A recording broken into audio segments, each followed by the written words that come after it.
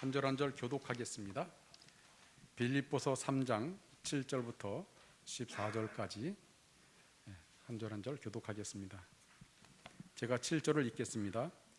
그러나 무엇이든지 내게 유익하던 것을 내가 그리스도를 위하여 다 해로 여길 뿐더러 또한 모든 것을 해로 여김은 내 주 그리스도 예수를 아는 지식이 가장 고상하기 때문이라.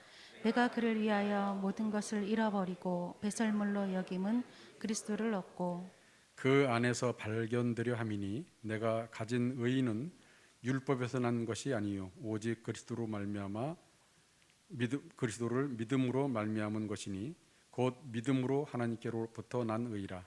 내가 그리스도와 그의 부활의 능력과 그 고난에 참여함을 알고자 하여 그의 죽으심을 본받아 어떻게 해서든지 죽은 자 가운데서 부활에 이르려 하노니 내가 이미 얻었다 함도 아니요 온전히 이루었다 함도 아니라 오직 내가 그리스도 예수께 잡힌 바 된 그것을 잡으려고 달려가노라.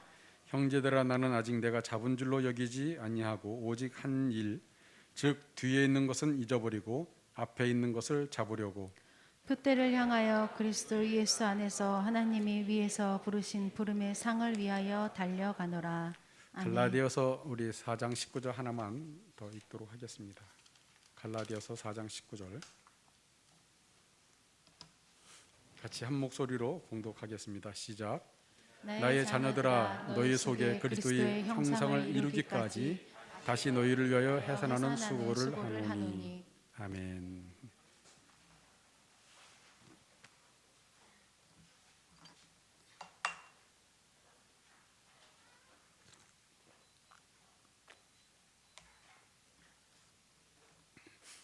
성경에 보면 신앙을 이렇게 경주에 이렇게 비유해서 이야기하는 경우가 종종 있습니다.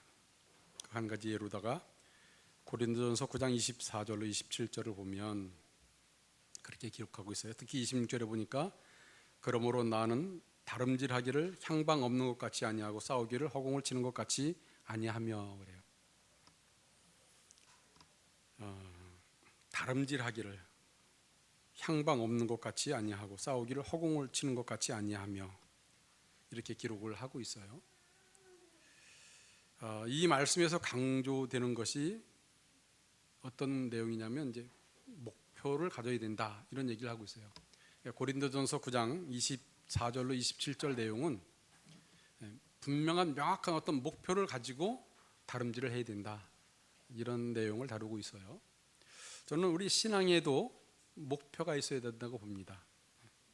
신앙에서도 명확한 우리가 목표를 세우지 않는다면 그냥 허공을 치는 것처럼 그죠?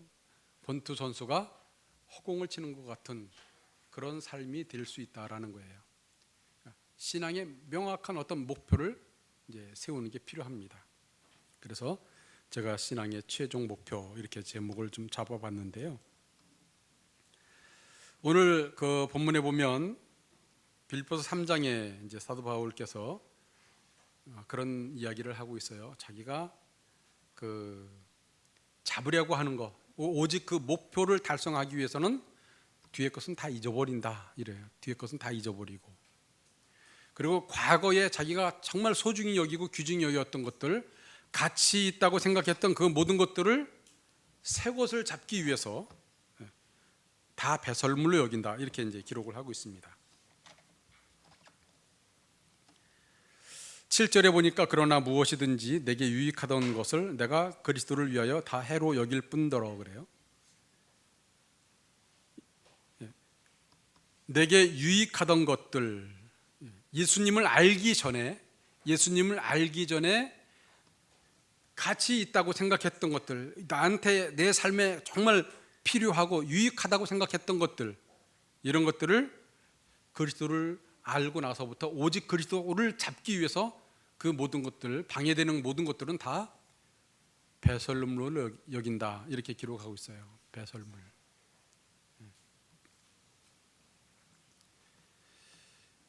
8절에서도 또한 모든 것을 해로 여김은 내 주 그리스도 예수를 아는 지식이 가장 고상하기 때문이라. 내가 그를 위하여 모든 것을 잃어버리고 배설물로 여김은 그리스도를 얻고 그 안에서 발견되려 함이니 내가 가진 의의는 율법에서 난 것이 아니요 오직 그리스도를 믿음으로 말미암은 것이니 곧 믿음으로 하나님께로부터 난 의라. 다시 말씀드리면 사도 바울이 예수님을 알기 전에는 세상 사람들처럼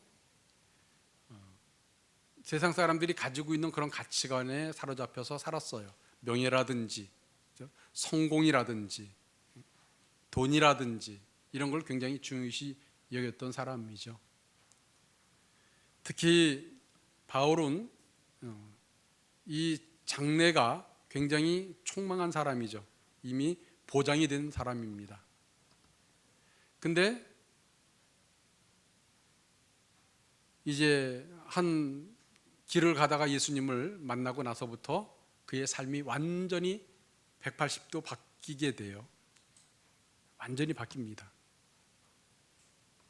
그리고 나서 오직 예수 그리스도를 위해서, 오직 과거에는 자랑할 만한 것들이 많이 있었죠. 오늘도 본문에 보면 7절 그 이전에 보면 나도 자랑할 만한 것이 있다. 그러면서 나는 바리새인 중에 바리새인이고 뭐 이러면서 자기 그 과거에 어떤 사람인지를 쭉 이야기를 합니다. 이런 것들 자랑할 것들. 근데 이제 오직 예수 그리스도로만 자랑한다 이런 얘기를 하고 있어요. 저는 우리가 이제 그 신앙의 목표하면 대부분 많은 사람들이 천국 가는 것을 목표로 하는 사람들이 많습니다. 천국은 예수님을 영접하면 누구든지 다 천국 가는 거예요. 근데 그것으로 우리가 머물러서는 안 되는 거예요. 천국 가는 것으로 그냥 만족해서는 안 되는 거죠. 누구든지 예수님을 주님으로 고백하고 마음에 예수님을 주님으로 영접하면 누구든지 다 천국 갈 수 있어요. 근데 천국 가는 것으로 만족해서는 안 된다라는 거예요. 사도 바울이 그런 삶이었거든요. 오늘 제가 왜 갈라디아서 4장 19절을 읽었냐 하면 갈라디아서 4장 19절에 보니까 그렇게 기록을 하고 있죠. 나의 자녀들아 너희 속에 그리스도의 형상을 이루기까지 다시 너희를 위하여 해산하는 수고를 하노니 그래요. 이 갈라디아 교회에 문제가 좀 발생했는데 이제 율법적인 문제예요. 거기 문제들이 어떤 문제였냐면 그 할례. 그러니까 이제 이 할례는 유대인들이 주로 할례를 행하잖아요. 할례를 받고 그렇기 때문에 이방인들한테도 자꾸 할례를 강조하는 거예요. 할례를 받아야 된다라는 거예요. 그래야 정식적으로 그리스도인이 될 수 있다. 그래야 당신이 할례를 받아야 하나님의 자녀가 될 수 있다. 이렇게 얘기를 하는 거예요. 율법을 강조하는 거죠. 그래서 사람들이 자꾸 거기에 미혹되고 있습니다. 그러니까 이방인들이 그럼 나도 이제 복음이 부족한 거예요. 그러니까 하나님의 말씀으로 복음으로 내가 구원받는 것이 아니라 예수 그리스도를 믿음으로 구원받는 것이 아니라 이 행위의 어떤 근거를 자꾸 두려고 하는 거죠. 그러니까 사람들이 나도 그럼 할례를 받아야 되나? 그러면 이 할례가 자꾸 전파되는 거예요. 그래서 바울이 이제 그 갈라디아서 4장 쭉 읽어보면 그런 내용들이 있어요. 그런 사람들이 말을 따르지 말아라 이런 얘기를 하고 있죠. 그런 사람들이 말을 따르지 말아라.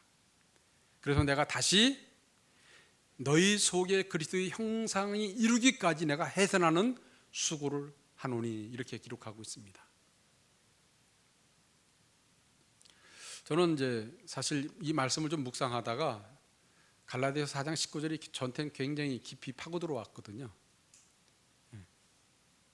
그리스도의 형상이 이루기까지. 여러분, 그리스도의 형상, 예수 그리스도의 형상이라는 것은 이미 우리가 창세기에서 하나님께서 하나님의 형상대로 사람을 창조하셨는데 사람이 죄를 범함으로 인해서 그 형상은 파괴되었어요. 죽었어요. 하나님의 형상은 파괴되었습니다. 그러므로 인해서 하나님과 교제가 끊어졌고 단절된 상태에서 이제 하나님은 독생자들 예수 그리스도를 보내셔서 예수님을 믿음으로 말미암아 다시 그리스도의 형상을 회복시키시는 그런 일을 하셨습니다. 하나님의 형상을 다시 회복시키시는 거예요. 그래서 예수 그리스도를 믿으면 파괴된 하나님의 형상이 다시 회복되는 거죠. 그러니까 내 안에 그리스도 형상이 다시 형체가 생기고 다시 회복되어지는 거예요. 근데 이것으로 끝내서는 안 된다라는 거예요. 여기서 갈라디아서 4장 19절에서 말씀하고 있는 그리스도의 형상이 이루기까지라는 것은 그냥 단지 예수님을 영접함으로 끝나는 것이 아니라 자라야 된다는 걸 얘기하고 있어요. 왜냐하면 그 에베소서 4장 13절에 보니까 우리 한번 찾아보죠. 에베소서 4장 13절.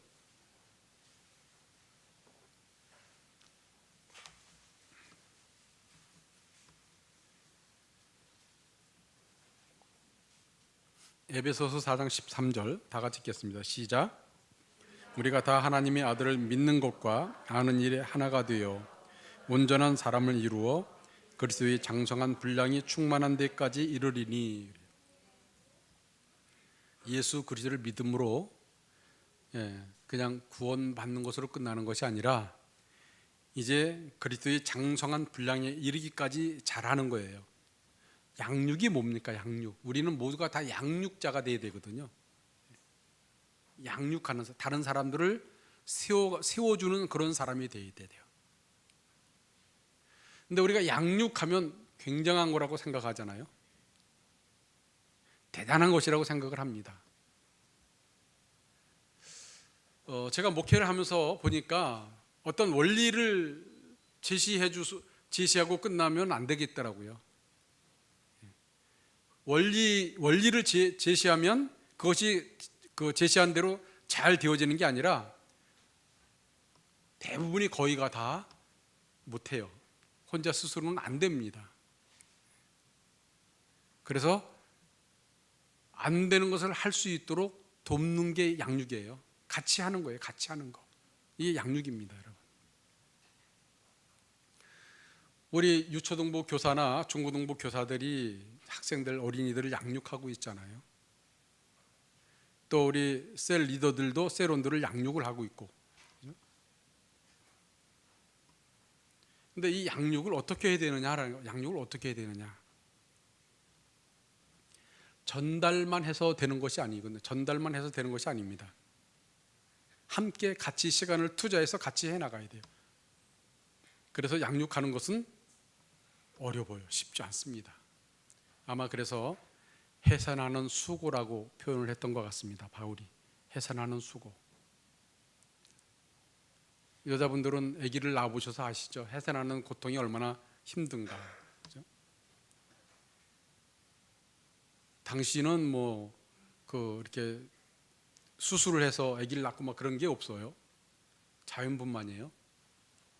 얼마나 힘들었겠습니까? 저희도 우리 아이들 둘 다 자연분만을 했는데 집에서 낳았어요. 병원도 안 가고. 얼마나 힘듭니까? 해산하는 수고라는 것이. 그러니까 양육이 그렇게 힘든 거예요. 여러분, 양육하는 사람들은 많이 값이 지불되거든요. 헌신해야 되는 거예요. 다른 사람을 위해서, 다른 사람을 세우기 위해서 시간을 들여야 되고요. 때로는 물질이 들어가고요. 그렇게 투자해서 사람들을 세워나가는 거예요. 뭐 특별한 거, 또 아주 새롭고 신비스러운 이런 것들을 전달하는 게 아니고요. 성경 혼자 잘 못 읽는 사람은 성경을 읽을 수 있도록 붙들고 같이 성경 읽기 시작하고요. 기도를 잘 못하면 같이 붙들고 서로 기도 제목 나누고 같이 기도하는 거예요. 큐티를 잘 못하면 만나서 같이 큐티하고 같이 나누고. 전도도 그렇습니다. 전도해야 된다는 거 우리 다 알고 있잖아요. 하나님이 기뻐하시는 일이다. 한 영혼을 구원하는 거 하나님 기뻐하시는 일이다. 근데 안 되잖아요. 같이 해야 되는 거예요. 그래서 혼자는 안 되지만 우리 몇 명이 같이 이렇게 할 때는 그것이 되어지는 것, 이것이 바로 양육인 것 같습니다. 사도 바울이 갈라디아 성도들 그 너희 속에 그리스도의 형상이 이루기까지 내가 해산하는 수고를 하노라. 이렇게 하노니라고 기록을 하고 있는 거 보면, 그래서 저는 오늘 뭐 다른 거 전달하는 것보다도 먼저 내 안에 그리스도의 형상이 만들어지고 있느냐라는 것입니다. 그거 우리가 한번 살펴볼 필요가 있죠. 내 안에 그리스도의 형상이 만들어지고 있느냐, 내 안에 어떤 그리스도의 성품이라든지 그리스도의 향기라든지 이런 것들이 지금 내 안에 만들어지고 있느냐, 그래야 내가 다른 사람들을 만들어 갈 수 있거든요.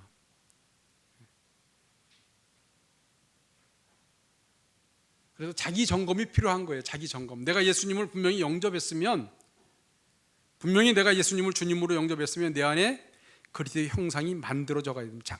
장성한 분량에 이르기까지 계속해서 자라가고 변화가 있어야 됩니다. 그래서 이 변화가 일어나면 어떤 일들이 벌어지냐면 사람이 가치관이 바뀌게 되고 삶의 우선순위가 바뀌게 되는 거예요. 우선순위가. 우리는 여러분 일요일이 주일이라고 우리가 정해놓고 주일날만큼은 어떤 일이 있어도 예배, 하나님 앞에 예배 드리는 걸 양보하지 않습니다. 뒤로 하지 않습니다. 그래서 어떤 계획을 세워도 주일날은 세우지 않잖아요. 뭐 예를 들어 선교라든지 뭐 특별한 일이 있을 때야 이제 뭐 먼데 가서 다른 곳에서 예배를 드리면서 할 수 있겠지만, 근데 이런 것이 빈번하게 한다면 우선순위에 문제가 있어요. 여러분들 너무나 잘 아시는 말씀 있죠. 마태복음 6장 33절. 너희는 먼저 그의 나라와 그의 의를 구하라. 그리하면 이 모든 것을 너희에게 더하시리라. 그러니까 먼저 우리 삶의 우선순위가 어디에 두냐면 우리가 주님께 우선순위를 둬야 되잖아요. 왜? 내가 예수님을 주님으로 영접할 때 분명히 나의 주인이 되어 주십시오. 내 안에 들어와 나의 주인이 되어, 이렇게 우리가 예수님을 초청을 했잖아요. 그리고 우리가 예수님을 부를 때 주님이라고 부르잖아요. 주님. 예수님은 나의 주님이십니다.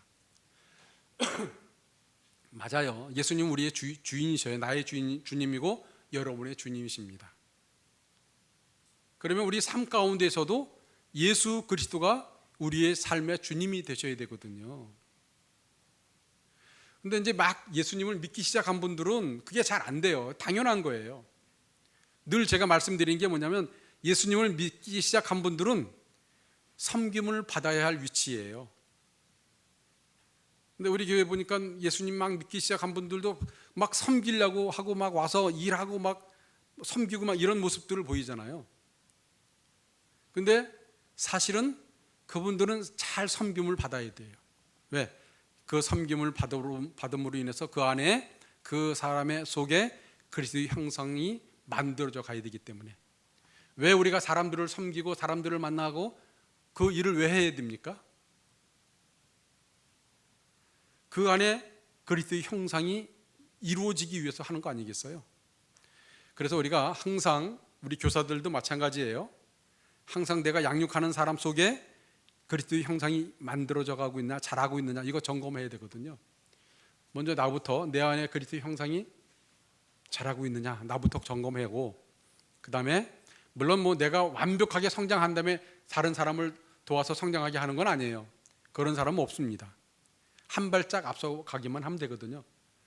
그래서 내가 만들어져 가는 부분들을 전달해서 만들어져 갈 수 있도록 우리가 도와주는 일들이에요.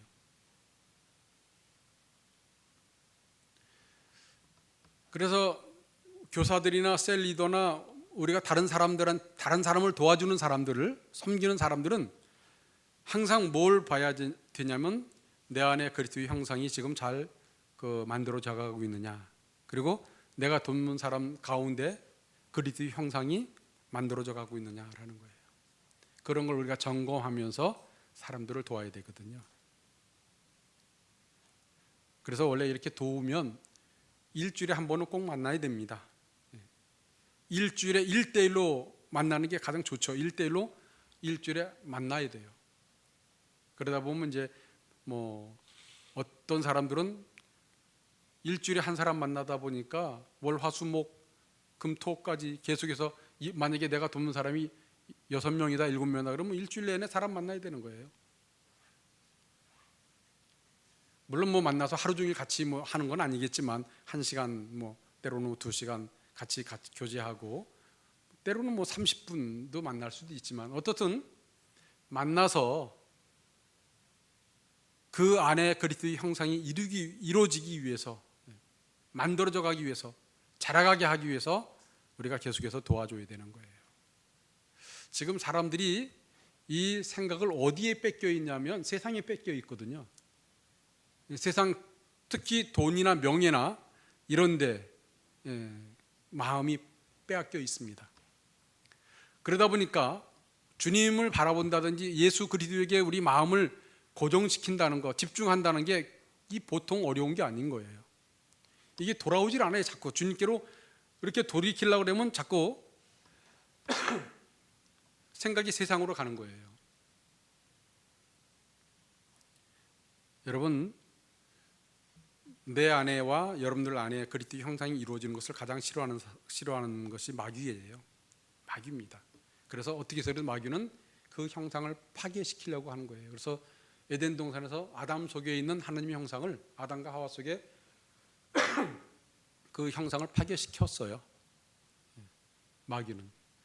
그뿐만 아니라 지금도 여전히 계속해서 사람들이 이 교회에, 하나님 나라에 관심을 두지 않고 예수 그리스도에게 관심을 두지 않고 오직 세상에 관심을 두도록 계속해서 그 마음을 빼앗고 있습니다. 풀어주지 않습니다. 아마 할 수만 있다면 수단과 방법을 동원해서라도 절대로 그리스도 형상이 여러분들 안에 이루어지지 못하도록 방해를 할 거예요. 그렇기 때문에 내 안에 그리스도 형상이 이루어지고 내가 또 다른 사람 안에 그리스도 형상이 이루어지게 하는 데 있어서 순조롭게 이게 잘 되어지느냐? 그렇지 않습니다. 어려운 거예요. 해산하는 수고, 해산하는 그런 고통이 따를 수 있습니다.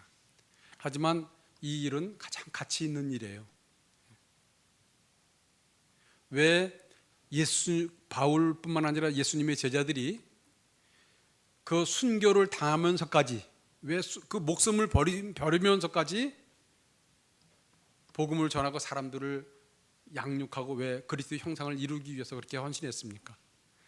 여러분, 사람들은 대부분 가장 생명을 소중히 여깁니다. 그죠? 자기에게서 생명을 가장 소중히 여기는 거예요. 그래서 이 생명을 좀 더 가치 있고 보람되게 살기 위해서 돈도 버는 거고, 더 가치 있고 보람되게 살기 위해서 좋은 옷도 입으려고 그러고, 좋은 차도 타려고 하고, 좋은 집에서 살려고 하고. 생명이 없으면 다 무의미한 거거든요. 생명이 가장 귀한 거예요. 근데 어떻게 예수님의 제자들이나 지금까지 기독교 역사상 보면 많은 그리스도인들이 생명을 버리면서까지 주님께 헌신하는 삶을 살았겠느냐라는 거예요. 그만큼 가치 있는 일이기 때문에 그렇습니다. 그만큼. 예수님께서는 천국을 비유로 말씀하실 때 밭에 감추인 보화를 말씀하셨어요. 여러 비유로 말씀을 많이 하셨지만 저는 이 밭에 감추인 보화, 어떤 주인이 남의 밭인데 그 밭에 가장 귀한 보물이 감춰져 있는 거예요. 엄청 비싼, 예를 들어서 뭐 오늘날로 말한다면 주먹만한 다이아몬드, 수천억을 줘도 사기 힘든 그런 어떤 다이아몬드 같은 게 그 밭 묻혀 있으면 그거 다이아몬드를 얻으려고 남의 밭을 팔 수는 없으니까 그 밭을 통째로 사는 거예요. 근데 주인이 잘 안 팔려고 그래요. 예를 들어서 밭이 100평이에요. 100평. 근데 한 100평 정도 살려면 뭐 한 3천만 원이면 당시 시가로 살 수 있는데 안 팔을까 봐 한 4천만 원 줄 테니까 밭을 팔래요 그래요. 근데 주인이 이 사람이 우리 밭에 탐내나 보다, 조금 더 받아야지 하는 생각으로 안 판다 그러면 어떻게 하겠어요? 지금 수천억이 그 밭에 감춰져 있는데, 이거는 뭐 정말 그 영끌이라, 요즘 영끌이라는 단어가 있어요. 그거를 해서라도 그 밭을 사지 않겠어요? 왜 그러냐면 거기 가치를 알기 때문에 그래요. 가치를 알기 때문에. 영끌을 해서라도 그 밭을 사야 되는 가치를 알기 때문에 그만큼 투자하는 거 아니겠어요?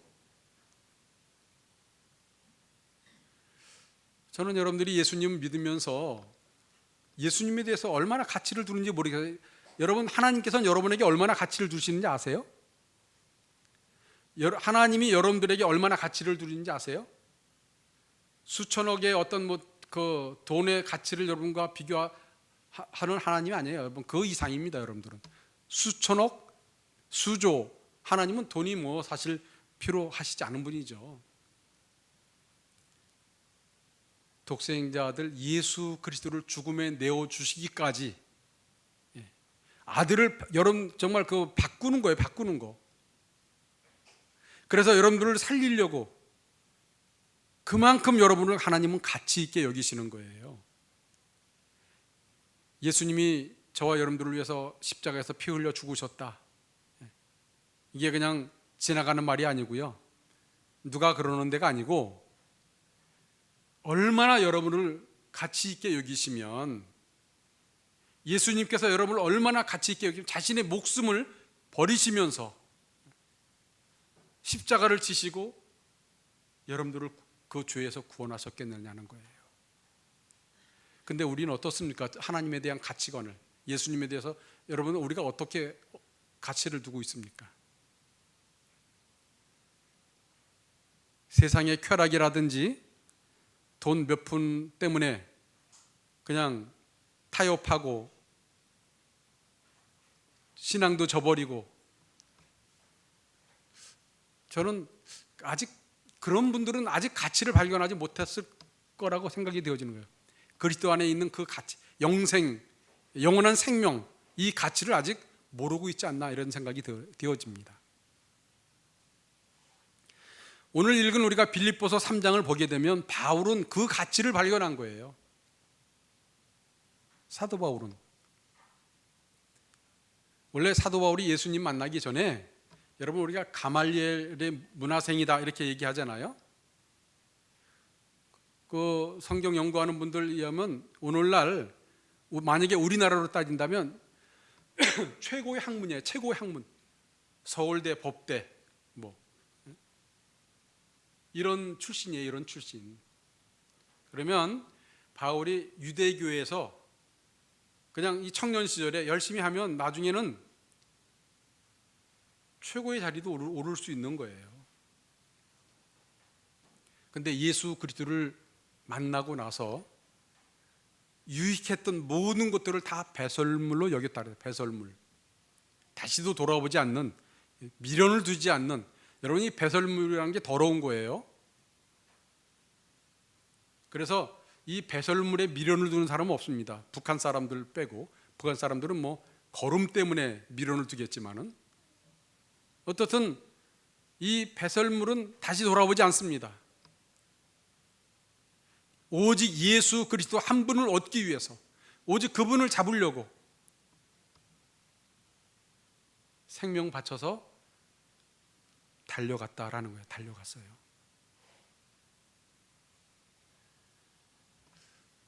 우리가 너무나 이 신앙이 좀 느슨해지지 않나 이런 생각이 되어져요. 너무나 느슨해지지 않나. 너무나 이 쉽게 세상 것들을 바라보면서 그냥 타협하고 쉽게 너무나 포기하지 않나. 물론 아직까지 그리스도 안에 있는 이 생명의 영생의 그 보물을 발견하지 못한 분들이야 당연할 수밖에 없어요. 당연히 그럴 수밖에 없어요. 이해하죠. 근데 그리스도 안에서 꽤 오랫동안 신앙생활을 했고 남들을 섬기고 다른 사람들을 양육하고 하는 어떤 교사나 리더나 이런 분들이 우리가 그리스도의 제자의 어떤 그 도를 버리고 너무나 연약하게 타협하고 물러서는 그런 일들이 있어서는 안 된다라는 걸 말씀드리는 것입니다.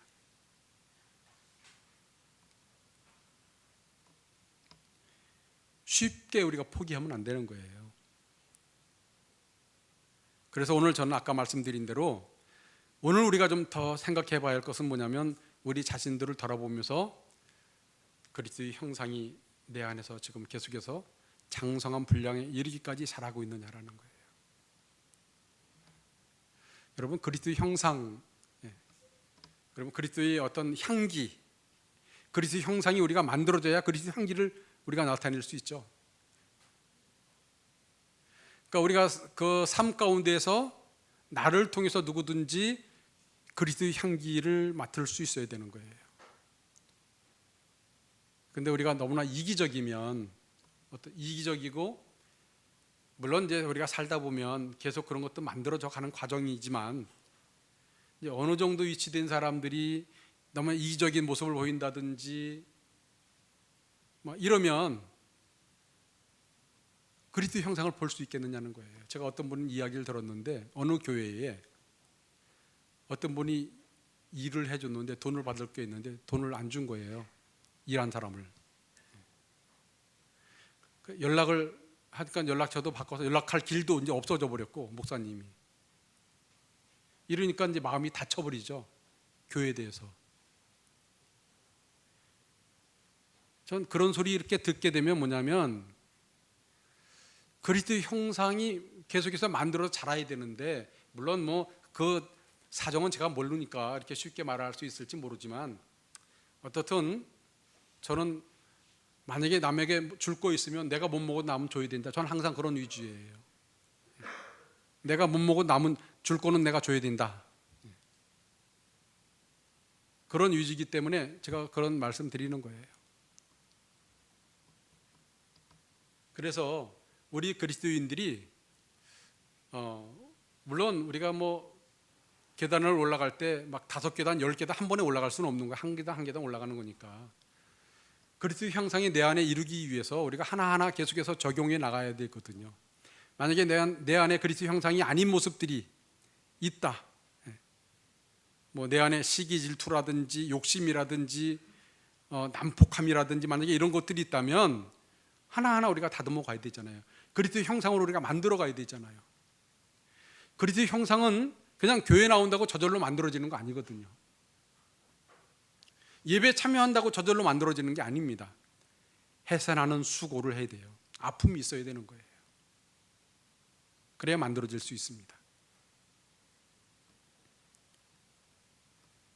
그래서 내가 만들고 다른 영적으로 어린 사람들한테 만들어져 갈 수 있도록 우리가 섬기고 도와줘야 하는 그런 역할을 우리가 해야 되는 거예요. 저는 아무쪼록 한 주간 동안 뿐만 아니라 앞으로도 지속적으로 우리 안에 그리스도의 형상을 만들어가고 다른 사람들 안에서 그 형상을 만들어갈 수 있는 저와 여러분들 되시기를 주님의 이름으로 축원을 드립니다.